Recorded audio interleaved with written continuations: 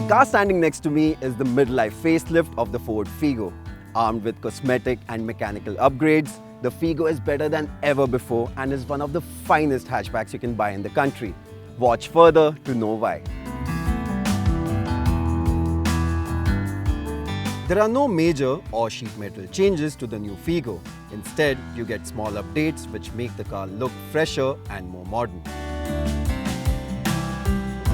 The changes are mainly to the front of the car, where you get a sporty new grille, and combined with the chiseled new bumper, the car looks bolder and more attractive than before.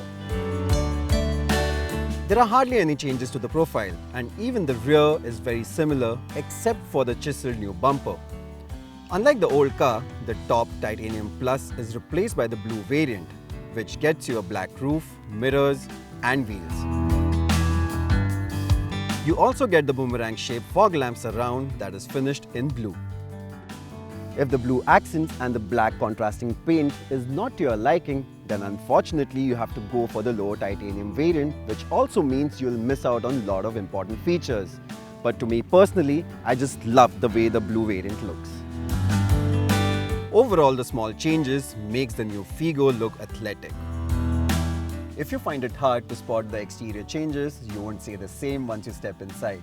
And that's mainly because of the 7-inch touchscreen system, which also makes the dash look clean because there are less number of physical buttons and it also looks more modern. Speaking of the infotainment system, it's not the Sync 3 that you find on the Aspire or the Freestyle. But it's not a big problem because on its own, it's quite smooth, it's quick. But as soon as you plug in your phone, you realize there are no phone mirroring features. So there's no Apple CarPlay, no Android Auto, no mirror link, which to be honest is a norm in this segment. With the blue variant on the inside, you get blue accents on the door pads and the contrasting blue stitching on the seats. Thankfully, it doesn't look over the top. In terms of quality, you don't get any soft touch plastics, and even the graining looks a bit cheap as compared to the Grand i10 or even the Swift. However, it isn't a deal breaker, and on its own, the quality is acceptable.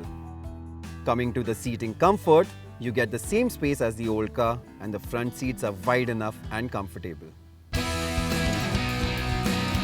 At the rear, the Figo isn't as spacious as some of its rivals, but still on its own it's quite decent. You get good thigh support, there's adequate amount of knee room, and even headroom is quite decent.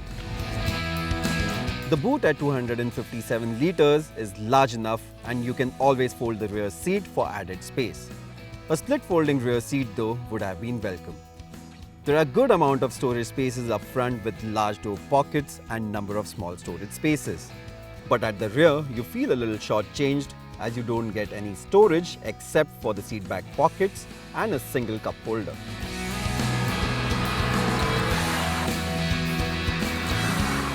The new Figo is powered by the same 1.5-litre 100 horsepower diesel engine. But more importantly, it also gets a brand new 1.2-litre petrol, which makes a healthy 96 horsepower. Starting with the petrol engine, it's a huge step forward over the old car. There's a lot more grunt and also the engine is quite free revving. The extra grunt also makes it much more potent on the highway where overtaking is much easier. What could have made it even better was a bit more low-end grunt because you have to keep shifting the gearbox constantly at low speeds as you have to keep the engine on the boil, which isn't ideal when you're driving in the city.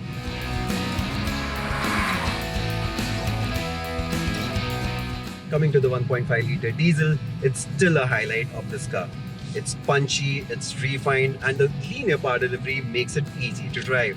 What's more, Ford has put in a brand new manual gearbox, which is much smoother than before, which makes the overall driving experience even better. The Figo also comes with a petrol automatic, which is a new 3-cylinder 1.5-litre engine from the Dragon engine family. It is mated to a 6-speed torque converter transmission, and like the old car, it will only come in the titanium variant. The Figo almost has the perfect ride and handling balance. Starting with the ride, it's forgiving, and the well-tuned dampers gives you a flat and consistent ride.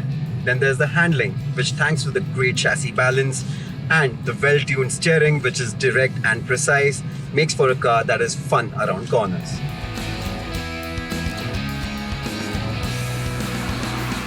Overall, the small upgrades has made the Figo a good package. What's more, Ford has addressed some of the old car's issues by giving it a much more powerful petrol engine, and also the infotainment system makes the dashboard look more modern and up to date. When you combine that with Figo's strengths like ride quality and fun to drive handling, it makes for a competitive package. On the downside, it does miss out on some features. For example, you don't get daytime running lamps, and also the infotainment system lacks phone mirroring features, which can be a deal breaker for some. So overall, is the Figo better than the competition? We'll only know that once we drive the cars back to back. But one thing is for sure, the Figo is definitely a strong contender.